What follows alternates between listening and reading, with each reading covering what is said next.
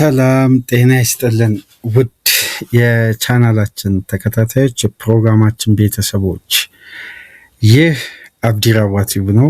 ፕሮግራማችንን ላይክ በማድረግ እንድትጀምሩ፣ ላይክ ስታደርጉ የዚህም ፕሮግራም ተደራሽነት ተደማጭነት ከፍ ስለሚያደርግ ላይካችሁ ይጠቅመናል። ላይክ እያደረጋችሁ ፕሮግራማችንን እንድትጀምሩ፣ አዲስ ከሆናችሁ ቻናላችንን ዛሬ ለተቀላቀላችሁ፣ ዛሬ ማድመጥ ለጀመራችሁ ሰብስክራይብ በማድረግ ለቻናላችን ቤተሰብ እንድትሆኑ በአክብሮት እየጋበዝን የደወል ምልክቷን እየተጫናችሁ ቻናላችንን መቀላቀላችሁን በድጋሚ ላስታውሳችሁ። እንዲሁም ይህንን ፕሮግራም ከሀገር ውጭ የምታደምጡ የቻናላችን ተከታታዮች ድጋፋችሁን በሱፐር ስቲከር፣ ሱፐር ቻት፣ ሱፐር ታንክስ ድጋፍ እንድታደርጉ በአክብሮት እየጋበዝን ምሽት 6 ሰዓት ላይ በተደረገ የዓለም ዋንጫ ጨዋታ በጣም በፈታኝ መከላከል፣ በአስደናቂ የመከላከል ስትራክቸር እና አካል ብቃት፣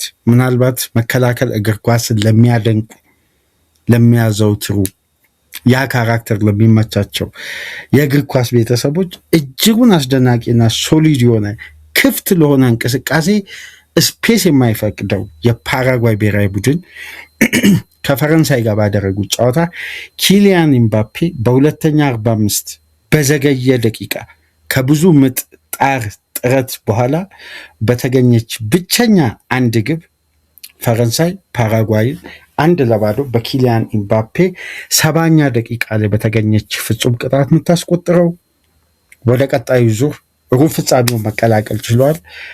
ኳርተር ፋይናል እንግዲህ በድጋሚ ባለፈው ዓለም ዋንጫ በኳታር ዓለም ዋንጫ ሰሚ ፋይናል ነበር ሞሮኮና ፈረንሳይ። አሁን ደግሞ ሩብ ፍጻሜ ሞሮኮ ከፈረንሳይ ጁላይ 9 የሚገናኙ ይሆናል።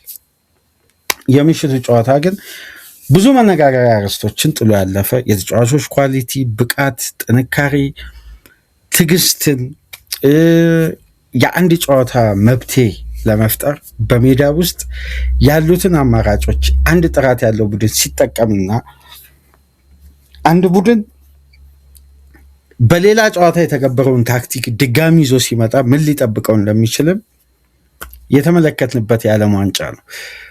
ፓራጓይ እንግዲህ እንደምታውቁት በአሰልቺ መከላከል ጥንካሬዋ ጀርመንን ከዚህ ውድድር ውጭ አድርጋለች እና በዚህ ውድድር እንግዲህ በድጋፍ ደረጃ ጀርመንን በተለየ ሁኔታ ብደግፍም ግን ያው በፓራጓይ ተሸንፋ ከዚህ ውድድር ወጥታለች። በተሸነፈችበት መንገድ ላይ እንግዲህ ብዙ አስተያየቶች ተሰጥተዋል። እንግዲህ ጁሊያን ኒግልስማን ብቻ ተጠያቂ እንዳልሆኑ፣ ጀርመን ከዛ ሽንፈቷ በኋላ ኒግልስማንን አሰናብታ የርገን ክሎፕን ለማምጣት ወስነው እንግዲህ ስራዎችን እየሰሩ ነው። የርገን ክሎፕ በቀድሞ ስታፋቸው እንግዲህ እየተመሩ ወደ ጀርመን ብሔራዊ ቡድን ሊያቀኑ ከጫፍ መድረሳቸውን ከዚህ ጨዋታን በኋላ ተመልክተናል። በጣም ጀርመን ከዚህ ውድድር መውጣትን ከፍተኛ መነጋገሪያ አርዕስት እንዲሁም ምክንያት የሆነችው ፓራጓይ አንደኛውና ብቸኛ የዚህ ዓለም ዋንጫ የፓራጓይን ጉዞ ሊወስን ሊበይን የሚችለው አስተማማኝ የሆነ ያላቸውን አካል ብቃት ተጠቅመው ተጋጣሚን ፕሮቮክ በማድረግ ይሄ ተጋጣሚን አብዛኛው ደቂቃ ፍራስትሬሽን ውስጥ በመክተት ተጋጣሚ ሜዳ ውስጥ ያለውን ተጽዕኖ ይሄ እልህኝነት ወይም ከጨዋታ ሪያክሽን የበለጠ በቃ ራሳቸውን ኮንትሮል እንዳያደርጉና በጣም አሰልቺ የሆነ ሎው ብሎክ ብቻ ሳይሆን ጌም ፕላናቸው በጣም አሰልቺ ነው።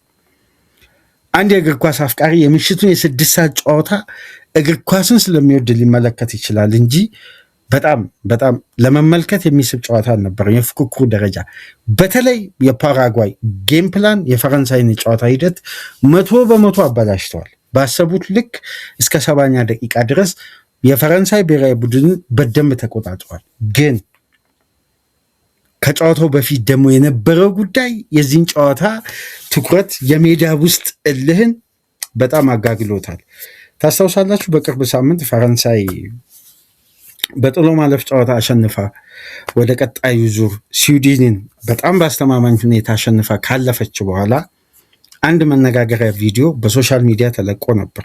የፈረንሳይ ተጫዋቾች በፕሌን እየተጓዙ ባሉበት ሰዓት አንድ የአፍሪካ መሪ ነጥሎ በመጥራት ዴምቤሌ ባፔን ይሄ ቀልድ በሁለቱ መካከል ምክንያቱም በጣም ከፍተኛ ቅርርብ ጓደኝነት ካላቸው ተጫዋቾች መካከል አንዱ ዴምቤሌና ባፔ መካከል ያለው ግንኙነት ነው። እንደምታውቁት ከፒኤስጂ ጀመረ አይደለም። በጣም የተለየ ቀረቤታ ያላቸው ጓደኛሞች ናቸው። እንደውም የበለጠ ዴምቤሌ ባፔና ሐኪሚ በጣም ያላቸው ወዳጅነት ይታወቃል። ተለያይቶ ቡድን ራሱ በረፍት ጊዜያቸው ይገናኛሉ፣ አብረው ያሳልፋሉ። እንደውም ከዚህ ዓለም ዋንጫ ቀደም ብሎ በነበረ ቆይታ እንደውም እናስታውሰው በአንድ ትልቅ አሜሪካ ላይ በተዘጋጀ ቤዝቦል ፉትቦል ላይ ተገኝተው ሲመለከቱ ነበር። የባስኬትቦልም አብሮ በጋራ እና እነዚህ ተጫዋቾች ያላቸው ቀረቤታ ይታወቃል። እና ዴምቤሌ አንድ አፍሪካዊ አምባገነን ንጉስን በመጥራት ወይም ስልጣን ላይ ያለ በመጥራት እንግዲህ ኪሊያን ኢምባፔን በዛ ሰውዬ ስም ጠርቶታል በሚል ሚዲያ ላይ የተሰራጨ ቪዲዮ አለ። በእርግጥ እንደዛ ሲል ተሰምቷል። ግን እነዚህ ተጫዋቾች መካከል ካለው ቅርርብ የተነሳ እንደነዚህ አይነት ጉዳዮች መባባላቸው ብዙም ሊያስገርም አይችልም። ነገር ግን ሚዲያው ይሄንን ይቀይርና ኪሊያን ኢምባፔ በብሔራዊ ቡድን ውስጥ ያለው ተጽዕኖ አምባገነናዊ ነው በማለት የዚህን ተጫዋች ባህሪ ሜዳ ላይ ከሚያበረክተው ጉዳይ ወጣ ያለ ጽንፍ የያዘ ባህሪውን እየነጠሉ እያወጡ እየነጠሉ እያጋነኑ እንግዲህ ሚዲያው እዚህ ተጫዋች ላይ ማነጣጠሩን ቀጥሏል። ግን ኪሊያን ደግሞ ስራውን ቀጥሏል። ልዩነቱ እዚህ ጋር ሚዲያው ሜዳ ውስጥ ምንም የማይጠቅም መረጃዎችን ከጨዋታ በፊት ሲያስተጋባ ይውላል።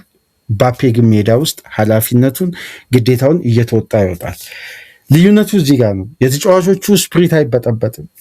የበለጠ አንድነታቸው ህብረታቸው ነው። በተለይ የፓራጓይ ጨዋታ ድሉ ዋነኛ የነበረው በጣም የሚያስገርመው ጉዳይ የፓራጓይ ደጋፊ በሜዳ ውስጥ ኪሊያን ኢምባፔን ጠርቶታል ኦስማን ዴምቤሌ በተባለበት ምስል አይነት አንድ ፎቶሾፕ ተሰርቶ ኪሊያን ኢምባፔ የአንድ አፍሪካዊ መሪ አለባበስን በማድረግና ኪሊያን ዲክታተር የሚል ጽሑፍ የተጻፈበትን ቲሸርት ከጨዋታው በፊት አሳትመው በርካታ የፓራጓይ ደጋፊዎች ይህንን ቲሸርት ለብሰው ጨዋታው ከመጀመሩ በፊት ያለምንም ጥርጥር የኪሊያን ኢምባፔ ጓደኞች፣ የብሔራዊ ቡድን ተጫዋቾች ሁሉም ማለት ይቻላል ይህንን ተመልክተውታል ብለን እናስባለን። ምክንያቱም ሜዳ ውስጥ የነበረው እልህና ፍላጎት በፈረንሳይ ብሔራዊ ቡድንም በኩል ከረፍ በፊት ትንሽ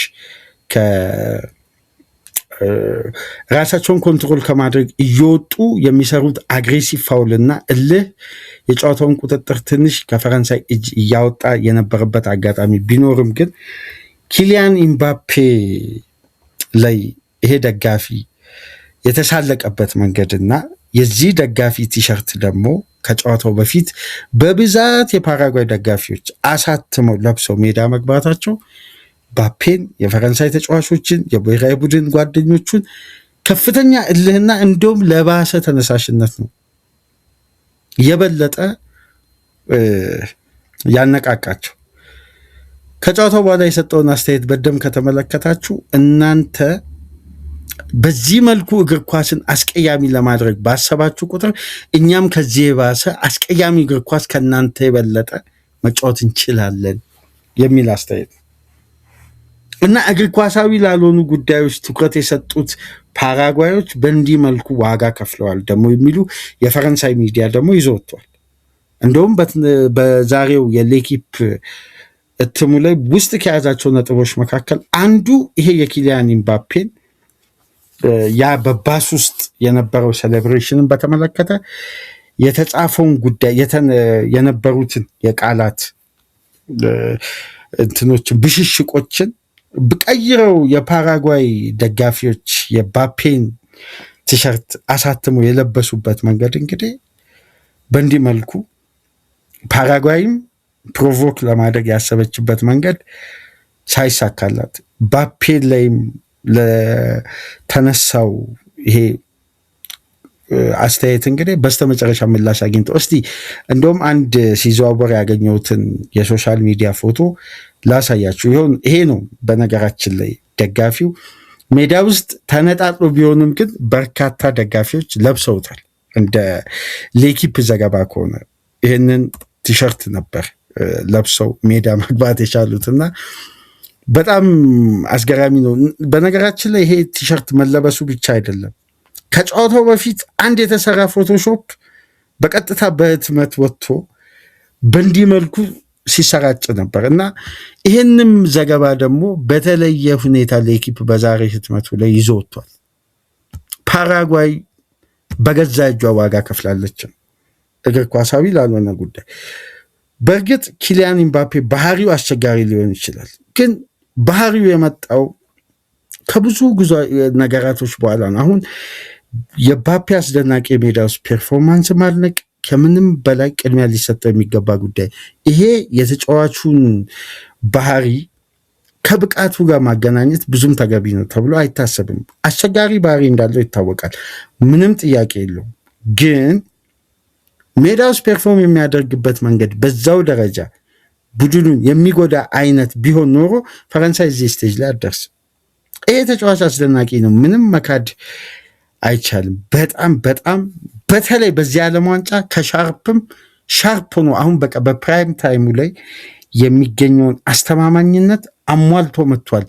አሁን በዚህን ሰዓት ባፔ የሚተችበት ሰዓት ነው ብዬ በግላ አላስብም። ይሄ ተጫዋች በዓለም ዋንጫ 7ኛ ጎሉን በማስቆጠር አሁን ከሜሲ በላይ ቁጭ ብሏል። ምክንያቱም በግብ ተሳትፎ ባለው ምክንያቱም 2 አሲስት በዚህ ውድድር ማድረጉን ተከትሎ የበለጠ ደግሞ የዚህ ተጫዋች አዲሱ ሪከርድ ሌላው የተሻሻለው ሪከርድ በኖካውት ስቴጅ በዓለም ዋንጫ ታሪክ 11 ግብ ያስቆጠረ ብቸኛ ተጫዋች ሆኖ አሁንም በዚህ ሪከርዱ እንደዘለቀ ነው። እንደምታውቁት ኪሊያን ኢምባፔ በ19 የዓለም ዋንጫ ጨዋታ 19 ግብ ነው ያስቆጠረው። ይሄ ደግሞ የበለጠ የዚህን ተጫዋች ሪከርድ ብቸኛ ያደርጓል። እንደምታውቁት ደግሞ ሊዮኔል ሜሲ 7 ተከታታይ የዓለም ዋንጫ ጨዋታ ላይ ግብ በማስቆጠር ብቸኛ ተጫዋች ሆኗል። አሁን ደግሞ ባፔ ተቀላቀለው እንደገና። አሁን ሁለቱ ተጫዋቾች እኩል 77 ግብ አስቆጥረው በተለየ ሁኔታ እንደቀጠሉ ነው። የምንጊዜም ከፍተኛ ግብ አስቆጣሪ ሊዮኔል ሜሲ ነው 20 ግብ በማስቆጠር። ከሱ በመቀጠል ያለው 19 ግብ በማስቆጠር ኪሊያን ኢምባፔ ነው። ይሄ ደግሞ የተለየ ሪከርድ ያደርጓል። አሲስት በማድረግ በኩል ደግሞ በዚህ ውድድር እየመራ የሚገኘው በ4 ጨዋታ 5 አሲስት በማድረግ ሚካኤል ኦሊሴ ነው። በተቃራኒው ደግሞ በ5 ጨዋታ 4 አሲስት በማድረግ ደግሞ እየተከተለው የሚገኘው ደግሞ ኢብራሂም ዲያዝ ነው። ቀጣይ ደግሞ የሚገናኙት ሁለቱ ሀገራት ናቸው፣ ፈረንሳይና ሞሮኮ። ሁለት በዚህ ውድድር አስደናቂ ጉዞ እያደረጉ የሚገኙ ሁለት ሀገራት ደግሞ በቀጣይ ስቴጅ የሚገናኙ ይሆናል። ይሄ በጣም አስገራሚ የነዚህ በዚህ ዓለም ዋንጫ የተመለከትነው የሱፐርስታሮች ግሩም ጉዞ ነው። እስቲ ፈረንሳይ በምን አይነት መልኩ ነበር የምሽቱን ጨዋታ ድል ማድረግ የቻለችው? ሙሉ ጨዋታውን እስቲ በተለይ ከዳኝነት ውሳኔ አንስቶ ዳኛው ፓራጓይ የምሽቱን ጨዋታ ለተመለከታችሁ በጣም አሰልቺ፣ ለሙከራ ለጥረት ይሄ ክፍት ለሆነ እንቅስቃሴ በጭራሽ የማይፈቅድ የፓራጓይ ስትራክቸር ነበር። ጨዋታውን ክፍት ከሆነ እንቅስቃሴ ያለውን ኤክስፔክትድ ጎል ደግሞ ብትመለከቱት 0.42 ነው። ለአንድ ግብ አይደለም ለግማሽ እንኳን አልቀረበም። ይሄ የበለጠ የጨዋታውን የፓራጓይ ሎው ብሎክ ከኳስ ጀርባ ሙሉ 10 ተጫዋች ነው ያለው። 10 ተጫዋች ጁሊያን ኤንሲሶ እና አልሜሮን ናቸው። ሁለቱ የቀድሞ ኒውካስሉ የክንፍ ተጫዋች እና የአሁኑ የብራይተኑ ተጫዋች ናቸው። ሁለቱ ናቸው የሚጥሩት የሚወጡት። የተቀሩት 8 ተጫዋቾች ያሉት ከመሃል ሜዳ ወደ ራሳቸው የመጫወቻ ክልል ጠጋ ብሎ ነው የሚጫወቱት እና ፈረንሳይ በምሽቱ ኪሊያን ኢምባፔ ያስቆጠራት ፍጹም ቅጣት ምት በዓለም ዋንጫ ውድድር ፈረንሳይ 150ኛ ግቧ ተደርጎ ተመዝግቧል በዓለም ዋንጫ እና በዚህ ውድድር እንግዲህ የምንጊዜም ከፍተኛ ግብ አስቆጣሪ እንደምታውቁት ብራዚል ናት 246 ግብ በማስቆጠር። ጀርመን ትከተላለች 243 ግብ በ3 ግብ አንሳ። ያው አሁን ጀርመን በዚህ ውድድር ላይ ብዘልቅ የማስቆጠር እድሏ ሰፊ ነበር። ግን አሁን ብራዚል ዛሬ ምሽት ከኖርዌይ ጋር ጨዋታ አላት። ከዚህ ፕሮግራም በኋላ ይዘላችሁ እንመጣለን። አርጀንቲና 163 ግብ በማስቆጠር ሶስተኛ ናት። ፈረንሳይ እንግዲህ 150 ግብ በማስቆጠር አራተኛ ደረጃ ላይ መቀመጥ ችላለች። እስቲ ጨዋታው እንዴት ነበር? እንዴት ተመለከታችሁት? የሜዳ ውስጥ እንቅስቃሴ አብዛኛው የእግር ኳስ ቤተሰብ ይሄን ጨዋታ ጠብቆ በተለይ ዛሬ የእረፍት ቀን መሆኑን ተከትሎ አብዛኛው የእግር ኳስ ቤተሰብ ይመለከታል ተብሎ ይጠበቃል። ግን በምን አይነት መልኩ ለእግር ኳስ ቤተሰቡ ምንም አይነት ኢንተርቴኒንግ ጌም አልነበር። ምንም አይነት አዝናኝነት የለውም። ዱላ የቀረው ጨዋታ ነው። በጣም በፋውል የታጀበ ጨዋታ ነው እና በዚህ የጨዋታ የመጀመሪያ 45 ከተመለከታችሁ የዳኛው ጨዋታውን በተደጋጋሚ የሚያስቆምበት መንገድ፣ ጨዋታው የሚቋረጥበት መንገድ፣ በተደጋጋሚ የፈረንሳይ ተጫዋቾች ላይ የሚሰራው ፋውል፣ በተቃራኒም የፈረንሳይ ተጫዋቾች በነገራችን ላይ በማኑ ኮኔ እነ ኩንዴ ራቢዮ የሚሰሩት ጥፋት ከረፍት በፊት በጣም አግሬሲቭ ሆነው ነበር ኳስ ላይ። ኪሊያን ኢምባፔን በዛው ልክ አግሬሲቭ ሆኖ ነበር ከረፍት በፊት። በተለይ ባፔ ላይ ከረፍት በፊት የፓራጓይ ተጫዋች ፋውል ከሰራ በኋላ እዛ ጋር ከበውት እንደገና ጭቅጭቅ ወደ ግጭት ውስጥ ገብተው ነበር እና የፈረንሳይ ተጫዋቾችን ኮንሰንትሬሽናቸውን መስረቅ ነው ዋናው የፓራጓይ ስራ። ጌም ማኔጅመንቱ ፋውል በተሰራ ቁጥር የፈረንሳይ ተጫዋቾችን ይነካካሉ። እነሱ አግሬሲቭ ሆነው ከነሱ ጋር ጸብ ውስጥ ይገባሉ። ያኔ ጨዋታው ይቋረጣል። የያዙበት ሞመንተም ይቋረጣል። የጨዋታው ፍሎ ይቋረጣል። እንደገና ያን ሪትም ለማምጣት ሌላ ደቂቃ እንደዛ ጥቅጥቅ ብሎ በሚከላከል ብሔራዊ ቡድን ውስጥ በጣም ከባድ ነው። ከ1996 የዓለም ዋንጫ በኋላ በጣም በታሪክ ዝቅተኛው ፓስ አኩሬሲ በሁለቱም ቲሞች መካከል የተደረገበት ጨዋታ ነው። በጣም ዝቅተኛው በታሪክ ይሄ ሁለተኛው ጨዋታ ነው። የመጀመሪያውና ትልቁ ጨዋታ ፓራጓይና ቱርክ ነው። ተመልከቱ፣ በ2026 በዚህ ዓለም ዋንጫ አሁን በታሪክ ሁለተኛውንም የተመዘገበው ተጋጣሚ ከምን ጋር ሲሆን ከፓራጓይ ጋር። በጣም ዝቅተኛው ፓስ አኩሬሲ። ይሄ ማለት ጨዋታው ምን ያክል አሰልቺ የሎው ብሎክ ጨዋታ እንደነበር እና የፓስ ማፒንግ ብትመለከቱ ኦፕታ ያወጣውን አብዛኛው ቀይ ነው እና በጨዋታው 5 ተች ሶስተኛ የሜዳ ክፍል ለማድረግ ማለት 5 ፕሮግሬሲቭ ተች ለማድረግ የፈረንሳይ ብሔራዊ ቡድን 56 ደቂቃ ጠብቋል።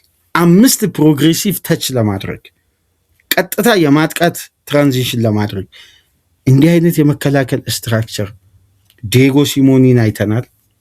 ለምሳሌ አርቴታ በፋይናል አይተናል። አንቶኒዮ ኮንቴ እና ጆዜ ሞሪኖ ደግሞ የተካኑበት ነው።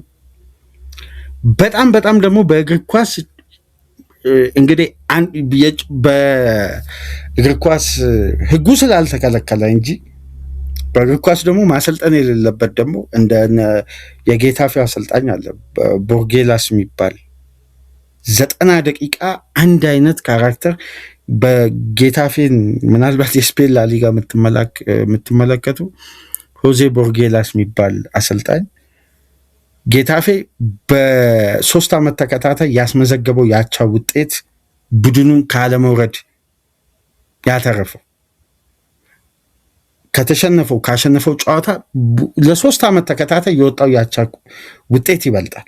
በአቻ ውጤት የሰበሰባቸው ነጥቦች በጣም አሰልቺ እግር ኳስ የሚጫወት ነው። ለሰከንድ ቁጭ ብሎ ያንን ጨዋታ ለመመልከት የሚጋብዝ የጨዋታ ስታይል አይደለም ጌታፌ የሚከተለው እና በዚህ ዓለም ዋንጫ ለምሳሌ ፓራጓይና ቱርክ በነበራቸው ጨዋታ 53.9% ነበር ፓስ አኩሬሲ። በጣም ዝቅተኛው በዓለም ዋንጫ ታሪክ የተመዘገበው። ትናንት ምሽት ተደገመ 54.1።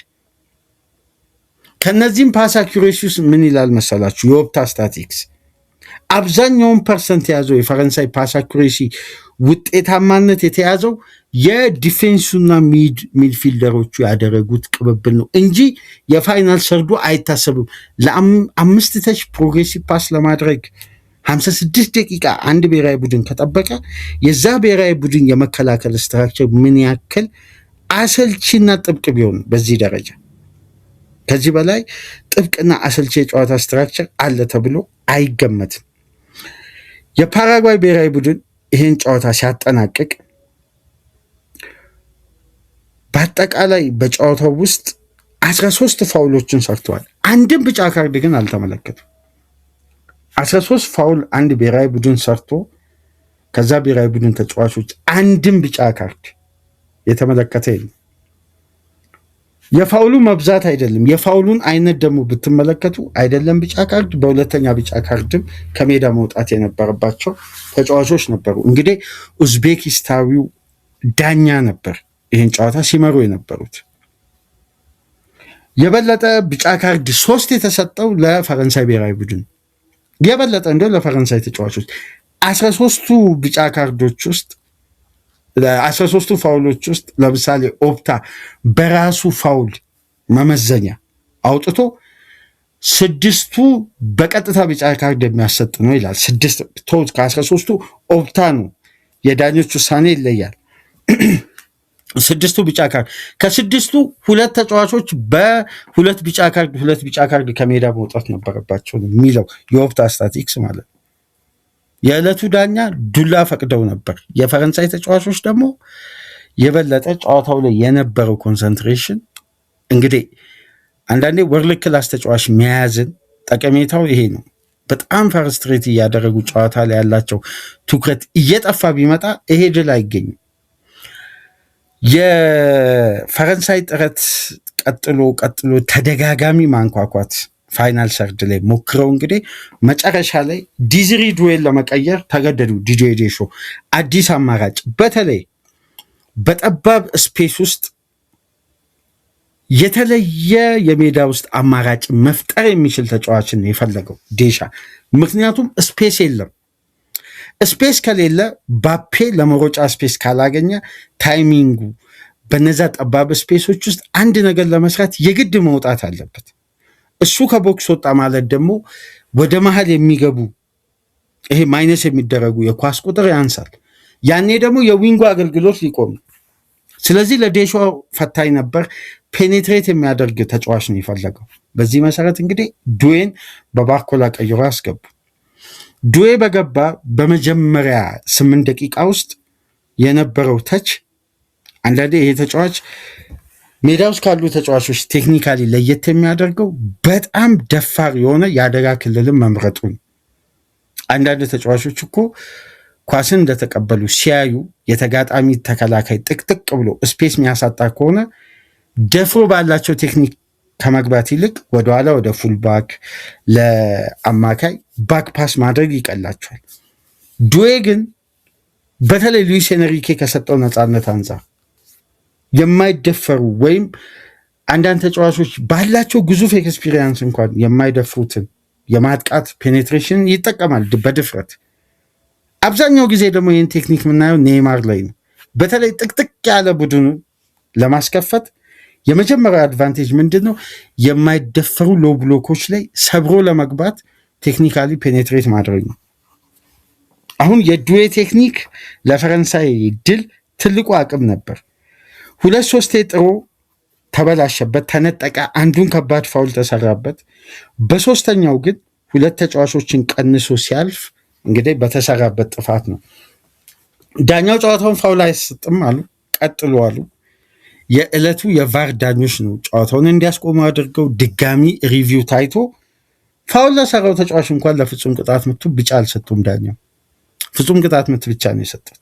ከዛም በኋላ ኪሊያን ኢምባፔ በአስገራሚ ሁኔታ አስቆጠሩ። እዛ ፍጹም ቅጣት ምት ላይ እንኳን የመምቻውን ክቧን ሰርክሏን የፓራጓይ ተከላካዮችና የቡድን አባላት ያንን ቦታ እየነካኩ በመቆፋፈር የሚመታው ተጫዋች በደንብ ካስታውሳችሁ ከዚህ በፊት ካልተሳሳትኩ ቨርመር የሚባለውን ቀድሞ የስዋንሲ ግብ ጠባቂ ከዛም በኋላ ወደ ቶትናም የተዘዋወረ ሆላንዳዊ ከዛም በኋላ ሳውዛምፕተን የነበረ አንዴ ታስታውሱ እንደሆነ ሃሪኬን ፍጹም ቅጣት ምት ከመምታቱ በፊት በቶትናም ቤት ወደ 2016 ምናምን ያችን ሰርኩላን ቦታ ረጋግጦ ይሄ ተጫዋቾች እግራቸው የሚገባበትን ሰርክል በጣም በማስፋት ወደ ላይ ኳሱ እንዲነሳ ያደርጋሉ። እና ልክ የዛ አይነት ቴክኒክ በርካታ ብሔራዊ ቡድኖች፣ ክለቦች ፍጹም ቅጣት ምት ሲሰጥባቸው ያችን ቦታ በተለየ ሁኔታ ይሄ የያዘውን ሼፕና ተገቢውን የመሬቱን ንጣፍ በመቆፈር ቦታውን ያበላሹትና ኳሷ ከተቀመጠች በኋላ ተጫዋቾች መጥተው ኳሱን ሲመቱ ኳሱ ይነሳል ወደ ላይ።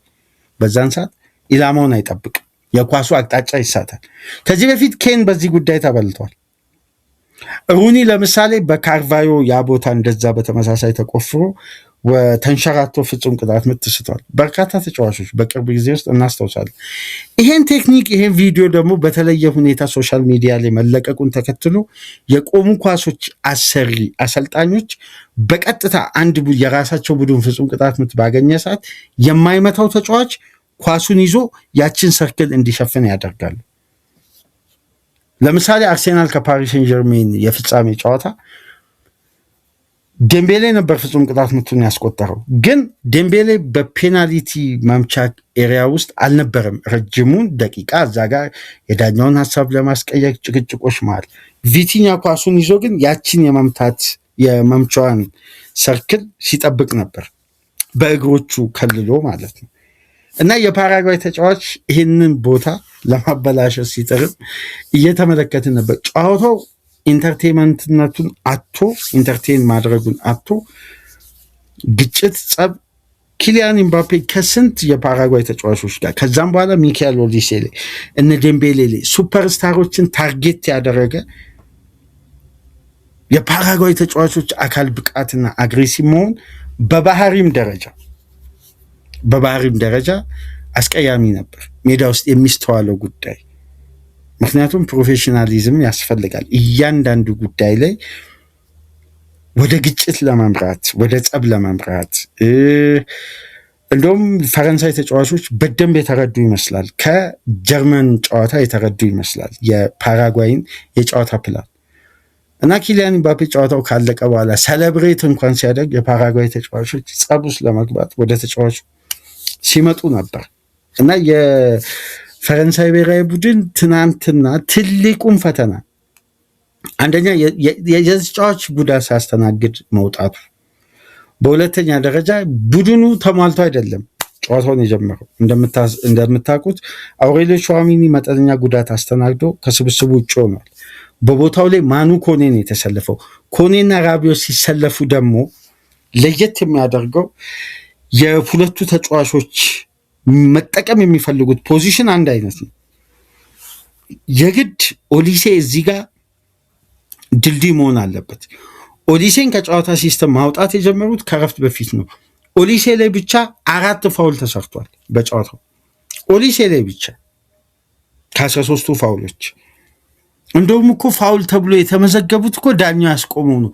ዳኛው አንዳንድ እንቅስቃሴዎችን በአድቫንቴጅ የሚፈቅደውን ደግሞ የምሽቱ ጨዋታ ታክቲካሊ በጣም ጥብቅ፣ የበለጠ ስፔስ የሌለበት፣ ለሙከራ በቀላሉ አንድ ቡድን እድሎችን ማያገኝበት ጨዋታ ነው። እንደውም ኪሊያን ኤምባፔ ፍጹም ቅጣት ምቱን 70ኛ ደቂቃ ላይ ካስቆጠረ በኋላ ጨዋታው ሊጠናቀቅ ሲል ኦሊሴ ማይነስ ያደረገውን ኳስ የፓራጓይ ግብ ጠባቂ 2 ጊዜ የባፔን ኳስ ያዳነበት ብቃት ግን ሊጨበጨብለት ይገባል። አስደናቂ 2 ሴቮች በአንድ እንቅስቃሴ ማለት ነው። የመጀመሪያውን በግሩም ሁኔታ በቀኝ እግሩ ባፔ ሞከረውን አዳነ። የተተፋውን ኳስ በግራ እግሩ መጥቶ የሞከራትን እንቅስቃሴ በድጋሚ ያ ግብ ጠባቂ ማዳን ችሏልና እንደውም እዛ ላይ የፓራጓዩ ግብ ጠባቂ የነበረው የመመለስ ኳሊቲ ሊደነቅ ይገባል። የበለጠ ግን ፓራጓይ እንኳንም ተሰናበተች የሚያሰኝ። ምክንያቱም በእንዲህ አይነት አሰልቺ እግር ኳስ ዘመናዊ እግር ኳስ ሊመራ አይገባም። 5-3-2 ጨዋታ ሁለቱ እኮ ፕሌይ ሜከር ናቸው። በፕሪሚየር ሊግ ቴክኒሽያን ሆነው የምናደንቃቸው ሚጌል አልሜሮን እና ሁሊዮ ኤንሲሶን የተቀረው ተጫዋች ሁሉ ያለው በራሱ የመጫወቻ ክልል ነው። ጥብቅ የሆነ የትናንት ምሽቱ ጨዋታ እንደው አድማጮች ጀርመን አልፋ ቢሆን ኖሮ ምን አይነት አስደናቂ የፉክክር ደረጃ እንመለከት ነበር። የሱፐርስታሮቹም የፉክክር ኢንድ ቱ ኢንድ ጌም። ምክንያቱም የዴሾ ቡድንም ለመከላከል አሁን ላይ ያለውን ካራክተር ትቷል። የኒግልስማን ቡድን ከፍቶ ነው የሚያጠቃው። እንዴት የተዋበ እግር ኳስ እንመለከት ነበር። እንግዲህ አንደኛው ምክንያት የጀርመንም ርቆ አለመጓዝ አሰልቺውንም ጨዋታ እንድንጎናጽፍ ያደረጉን ፓራጓዮች እንግዲህ ከዚህ ዓለም ዋንጫ በፈረንሳይ ተሸንፈው ተሰናብተዋል። ቀጣይ ጨዋታ ግን የሁለት ጠንካራ ብሔራዊ ቡድኖች ፉክክር ነው። ለመገመት በጣም የሚከብድ በፈረንሳይ ኳሊቲ አይደለም፣ በሞሮኮ የጨዋታ አስተሳሰብ ምክንያት ለመገመት በጣም የሚከብድ የሩብ ፍጻሜ ጨዋታ ነው። ጁላይ 9 ሞሮኮ ከፈረንሳይ የሚያደርጉት በየትኛው መመዘኛ ይህን ጨዋታ መገመት ይከብዳል። ምክንያቱም የፈረንሳይ ብሔራዊ ቡድን የፊት መስመር ገዳይ መሆን እንዴት ሞሮኮ ልታስቆም ትችላለች የሚል ጥያቄ መጀመሪያ ይነሳል።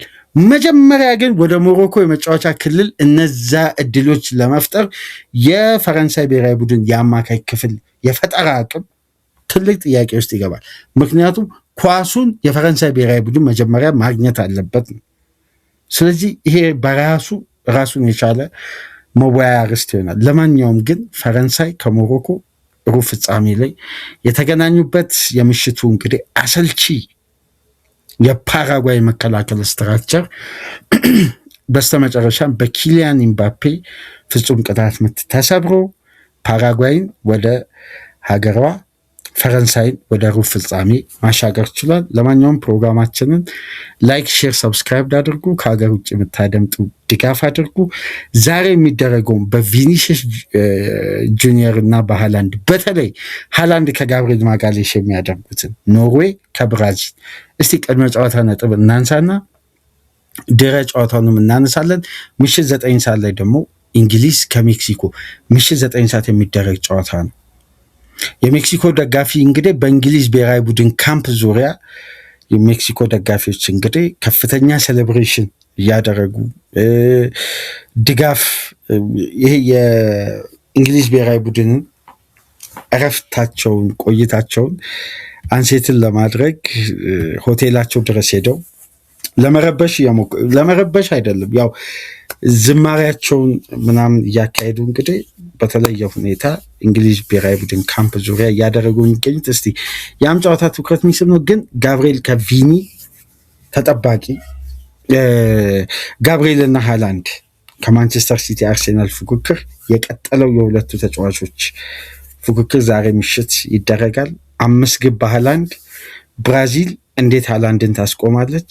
ኖርዌይስ የቪኒን ቴክኒክ እንዴት ልታስቆም ትችላለች የሚለውን ከዚህ ፕሮግራም በመቀጠል እንወያያለን። ከዚህ ፕሮግራም ቀደም ብሎ ደግሞ የሀገራችን ኩራት የአፍሪካ ኩራት የሆነችው ሞሮኮን ጠለቅ ያለ በዚህ ዓለም ዋንጫ ከኔዘርላንድ ከብራዚል አሁን ደግሞ አስደናቂውን የማርችን ካናዳን የረታችበት የ3-0 ድል በተመለከተ ከእናንተ ጋር ከዚህ ፕሮግራም ቀደም ብሎ ረዘም ላለ ደቂቃ ቆይታ አድርገናል። እሱንም እያደማጣችሁ ይህንንም ተደራሽነት ከፍ አድርጉ።